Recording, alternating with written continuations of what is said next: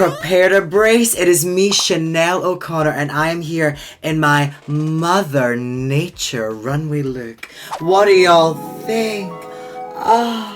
I couldn't care less. But the point of the story is, stick around, folks, if you want to see how I turn into my most natural, most gorgeous, golden, gorgeous goddess look. And baby, let's discuss this girl group challenge. So if you want to see what the went on in week 4 of RuPaul's Drag Race UK season 6, then stick around to find out, you ugly pieces of shit. Well, prepare to brace. It is me, Chanel O'Connor, and I am here from RuPaul's Drag Race UK season 6. I am here another fucking week, bitches. So if you thought you could get rid of me, au revoir, you got another thing coming. You're gonna need a bigger boat. You're gonna need a bigger bat. You're gonna need a bigger falling and bigger. It is the girl group week. It is nature. It is new era me. I have decided to not be a bitch for 45 minutes and just be myself. The dance challenge was gonna be, for me, the biggest challenge. I'm either gonna dramatically fail at this or I'm gonna myself. And luckily, I didn't do either of those. I think you did spectacularly, honestly. Thank you, Niall. It was a stunt. It was Silky not making eyes. It was a stunt double. We put Scarlet Envy in a fat suit and just sort of hurried her up. So folks, before we're going further, I'm going to get my primers on, I'm going to get the face started, and we're going to get the party started. Let's get into talking about this fucking wild episode. Let's do it! Oh my god, we're back. So, to let you guys know the logistics of kind of what went on. I went from grey, spooky, black out eyes and a really dark lip to then having to go to the most natural, gorgeous, glamorous thing I've ever fucking done in my life. In an hour. An hour? No, I will be honest. An hour and 25 minutes. That is to get out of your costume. That is to have lunch. That is to also get into your full new look and your full outfit as well. Ready to go for the runway. To say I was the last one ready is the truth. Is literally the truth. What I did was absolute witchcraft. Witchcraft and wizardry. If I say witchcraft and wizardry, I think J.K. Rowling gets a tenner. Uh-oh. Uh-oh. We can't have that. So guys, we're covering our brows and we're gonna get into this. We're gonna start, poor Dita. She went home. So sad. You get to see it, the lipstick message. I was rather emotional. I cried at the back of the stage. And I remember everyone being like, she's not dead. And it's like, no, she's not dead, yes. But it's the end of her dream. We all want to win this. That's why we're here. Anyway, speaking of shattered dreams, me not getting a badge. Wah, wah, wah. Let's talk about the fucking iconicness of me going round and going, I don't care about badges. I just think we should be here for the experience. We don't need badges. True. We're here. Huh? It's fucking delusional for me to be the one last week being like, I'm not here for Facebook friends, I'm here for badges. Ooh. Literally 2 days later, I'm turning around and going, we don't need badges, we're just here for the life experience. What is wrong with me? There's a lot of times that Chanel just doesn't make sense. Chanel doesn't follow fluid time. I speak gibberish. I don't know what's going on. So I just sometimes say things and just sort of go, that's us done. We're wrapping up and we're getting ourselves ready to get out of drag and get the party started. They didn't show this. Miss Sahara was on the table and she was doing this twerking thing and I was standing behind her and both of her nuts pop out her thong. So I just see Zahira's nuts and I scream so loud. But obviously they're not going to show that because it's the BBC, darling. I've been to bull farms, but they have nothing on Miss Zahira. Okay guys, I've done my foundation. No, I haven't, that's a lie. See, lying again, what am I like? I've done a brow base. We're going to work around this with our foundations and start carving out some shapes. It's a new day in the workroom. We're kind of excited and ready and raring. It's equal numbers. So we're like, what's gonna happen next? The buzzer goes off. We run over to see what Mr. Charles is talking about today. Before we're in the line properly, Lavoie actually changes places and switches with someone so she can be next to Kyron. So which was the gag when every second person stepped forward, leaving a gap. If Lavoie had stayed where the she was meant to stay, she would have been Dracula's child. But she thought she was going to be smart and trick us all and play the game. You just got played. I was in love with the team that I was in. Dracula's child was born in that moment, and I was literally so ecstatic to be in it. And it was really weird because also I felt like it was a perfect opportunity for me and Marmalade to work together again, and you saw it in the sofas. We talked a little bit, we had our little moment where we went, oh my god. I'll put more than 10% in this time. Absolutely. Yeah. Well, I'll note down the percentages. We'll get a pie chart going, shall we? If I was to have a workshop and I was to ever need like really strong seamstresses and have to do like a big team project, Marmalade and Lil would be the first people I phoned, like honest to God. What we are challenged to do is write a full verse of a Halloween inspired girl group number that must be about love, Halloween, and who you are as a queen. What in the fucking GCSE higher English poetry class have we been asked to do? This was not your average girl group challenge. This wasn't a like, me going to snatch crown, oh, and death drop, and wigs, I am so good at doing loads of things, ha ha ha ha. It wasn't gonna be that. I would say this was a very difficult challenge to come up with something that was both parts Halloween-y, both parts a little bit about love, and both parts to represent you as a drag queen and who you are. We did the job. Well, actually, we didn't do the job, because let me tell you about what actually happened.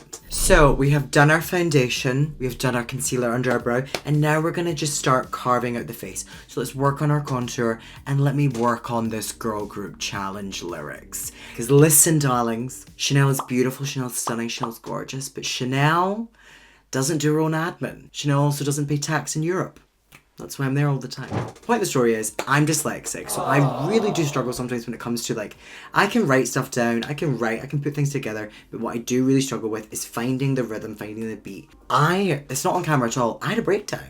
I had to leave set, I had to do a Marmalade. And run out like a fairy princess. And I had to go into a different room because what I was finding was really hard was everyone else in the room was celebrating. Everyone else in the room was going, F it, oh my god, I love my song.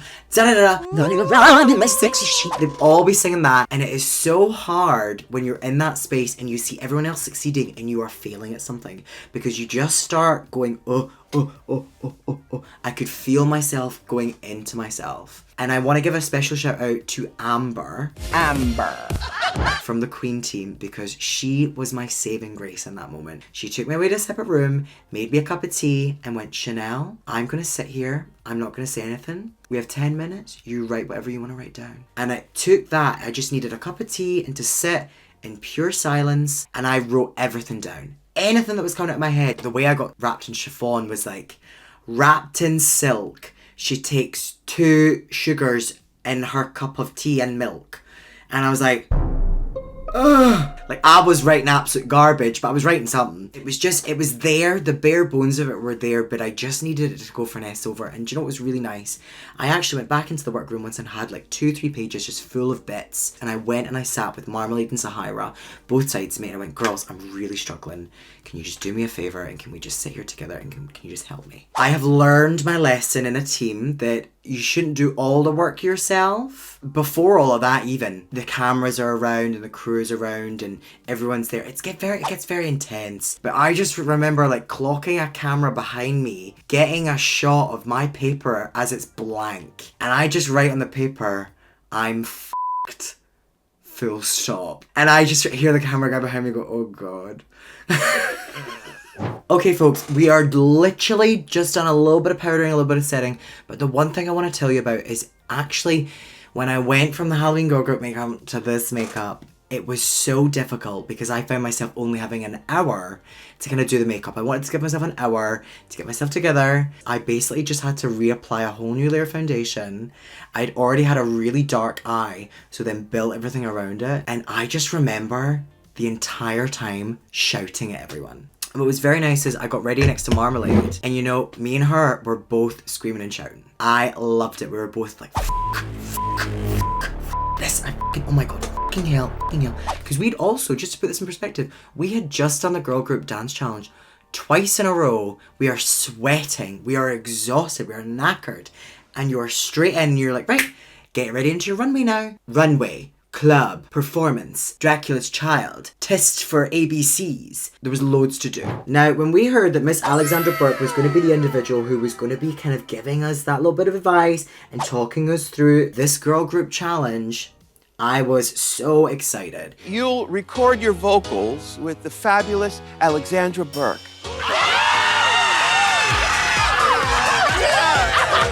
I remember watching her when I was younger and I was like, oh my god, she's amazing. So to be in the same room as this individual who, during that recording, was so iconic and was so nice. She knew all of our names. She took time with us.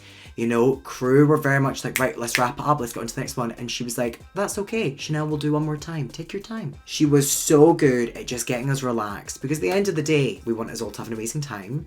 And we all want to have an amazing song because we want this all to work. And Alexandra was team that. And I loved her for that. When you're in prison, when someone kind of knocks on the window and just checks in, that's how it felt. It genuinely felt like someone from the outside world was just chapping in and going, oh my god, I hope you're okay, hope you have a fabulous time. Because think about this, every other guest judge and every other celebrity that's there, we don't really get one-on-ones with. Whereas Alexandra, I was like, oh my god, she's just so nice. And then when we went to the Attitude Awards earlier in the month, she was there and she fully came over to all of us and was like, oh my god, girls! And it was so, like, to me, she is icon. She is fabulous. I love and adore her. So Miss Alexandra Burke, you're getting a toot from me. And I did vote for you. And I would still vote for you. For President of the United Kingdom. Are you darling today, mama? Let's get into it. Choreo. Now listen, Chanel ain't no dancer. But what I will say is, Chanel is a performer. Like, I am an individual that if you give me a character, if you give me a setting, if you give me a place, I'll do it and I'll be up for it. Chanel is an individual that walks around the club, entertains. She's not there to split, dip, jump, fart.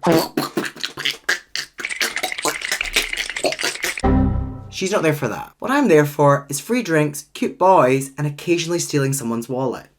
That's what I'm there for. We stood there and Octavia and Kyron did so much of the dance moves. They did so much of the choreo. They really worked with us all. Found in the whole piece, there was certain moments that we all had a solo. There was a moment where I was forward, where Marmalade was forward, where Zahira was lifted up, where there was moments for people to be appreciated. It was always very fair. Also, to go back to what the judges said with Kyron, that was a stab in the throat when people were like, oh, we were watching Kyron the entire time. Oh, so all of the rest of us are shit, is what I'm hearing. So I remember we're hearing that in Untucked for the first time. And y'all clock it. Show the clip. Michelle said that she had to force herself to look at the other people in my group. It was amazing. I kept my mouth shut because that was another moment of me being like, be nice, Chanel. Be nice, Chanel. Be nice, Chanel. We did what we had to do.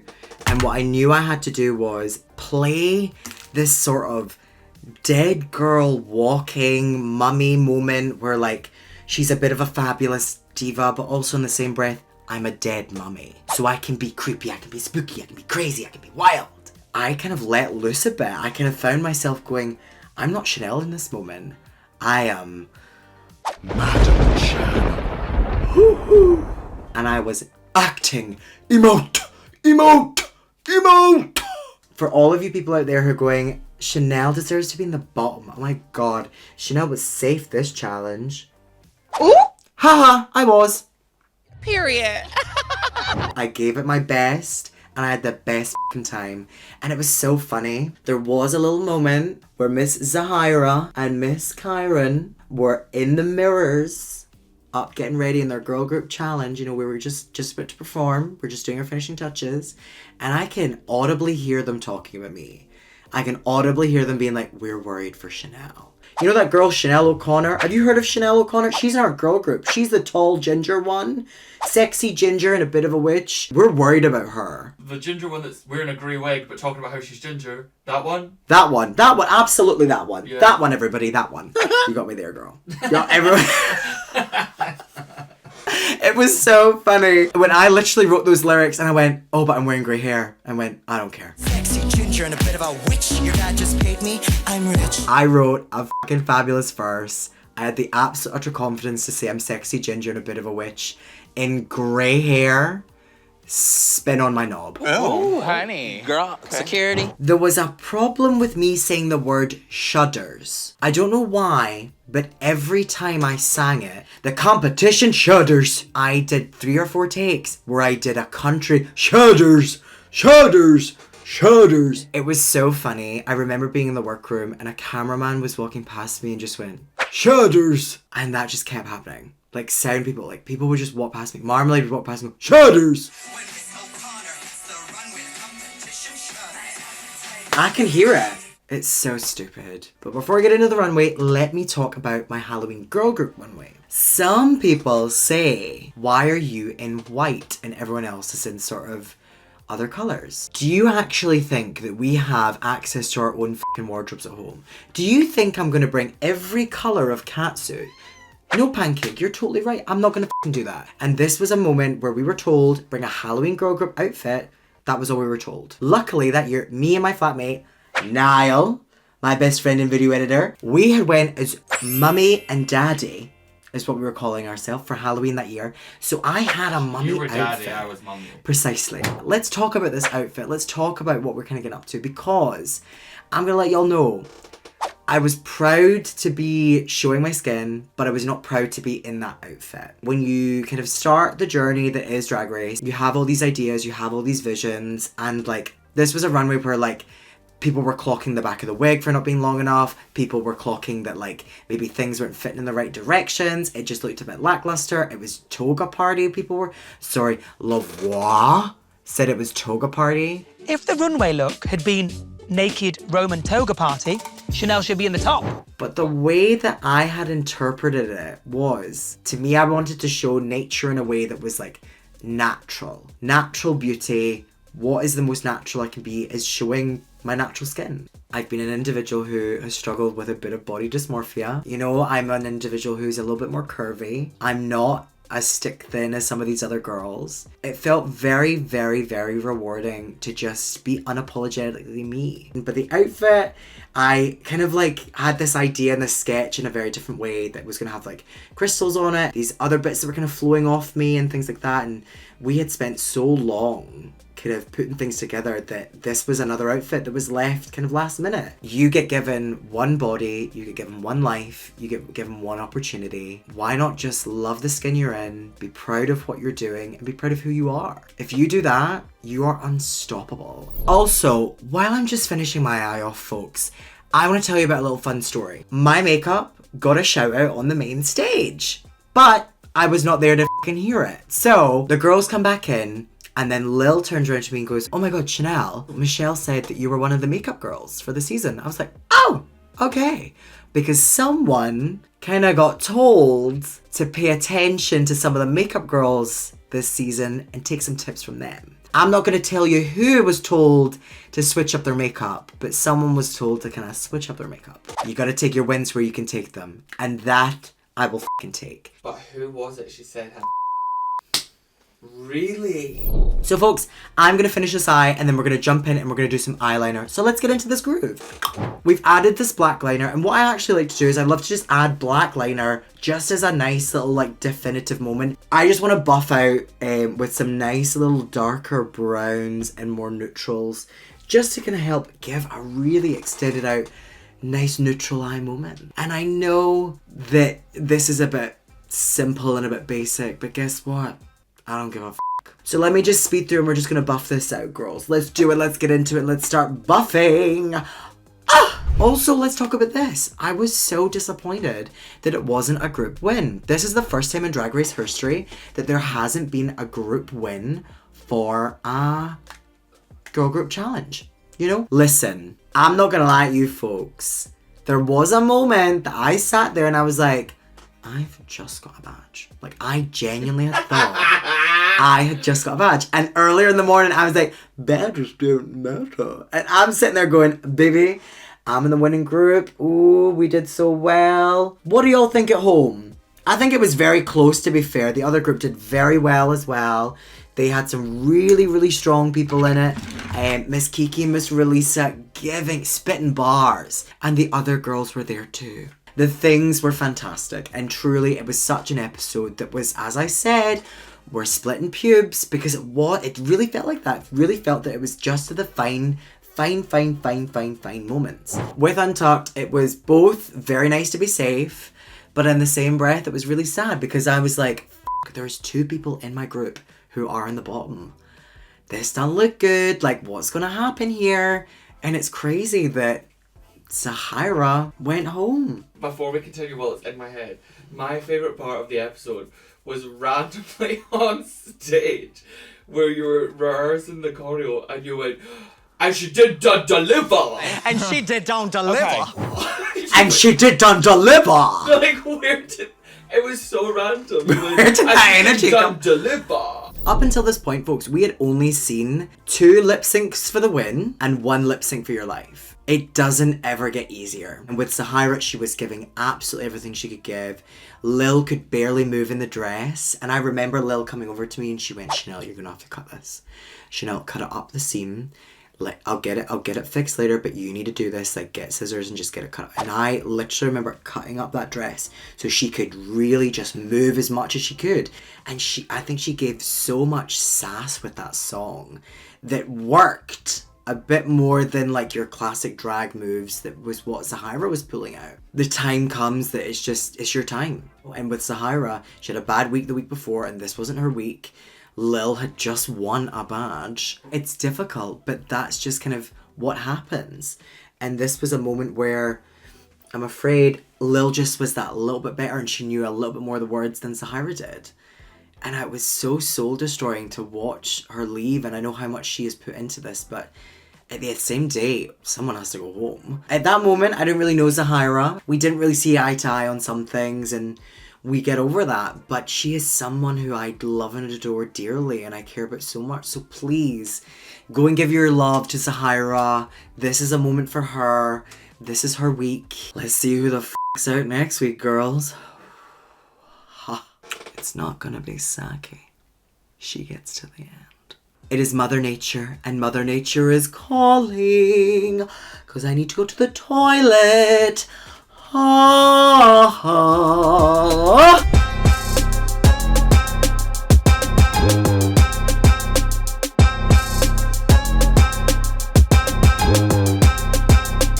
Well, folks, what do you think? Mother Nature didn't look so motherfucking good. I hope you all enjoyed this episode for this week. It has been fucking wild to watch myself on television. I worked really fucking hard this week and I felt like I deserved some appreciation for that, because it isn't easy learning lyrics, writing lyrics, learning dance moves, doing outfits, changing your makeup in an hour and a half, getting yourself together and ready for a runway, and then standing next to Sahara in a girl group challenge is horrible because you don't know where the she is half the time. Put a bell on her or something, you know? So guys, thank you so much for watching another video of mine. Thank you so much for tuning in every single week. I really appreciate you guys being here.